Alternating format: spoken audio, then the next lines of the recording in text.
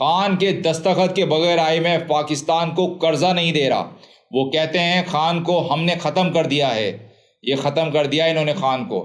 یہ IMF کی team دستخط کروانے نہیں، 75 سالہ بادشاہت کا جنازہ پڑھنے آئی ہے۔ بسم اللہ الرحمن الرحیم۔ السلام علیکم، میں عامر خان۔ چینل کو سبسکرائب اینڈ فالو کریں، لائک اور شیئر بھی کیا کریں۔ آپ لوگوں کے اس تھوڑے سے ایفرٹس اور سپورٹ سے جی ہاں ناظرین، مجھے بہت زیادہ موٹیویشن ملتی ہے۔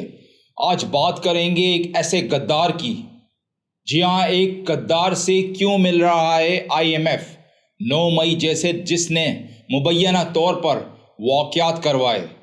جی ہاں، جس سے وزارت عظمیٰ چھین لی گئی، صوبائی حکومتوں پہ قبضہ کر لیا گیا، 4 بار جان لیوا حملے کیے گئے، گولیاں ماری گئیں، گھر کے اندر گھس کے توڑ پھوڑ کی گئی، 50 سے زائد کارکنان شہید کر دیے گئے، 200 کے قریب جعلی مقدمات درج کیے گئے، ساتھیوں کو دشمن بنایا گیا، 10,000 کارکنوں کو جیلوں میں ڈال دیا گیا، بدترین کریک ڈاؤن کیا گیا، پارٹی توڑی گئی، بدترین کردار کشی کی گئی، طالبان خان سے دہشت گرد، چور، قاتل، غدار اور باغی تک کہا گیا، بولنے چلنے ملنے پر پابندیاں لگائی گئیں، خاندان کی عورتوں تک کو نہ بخشا گیا۔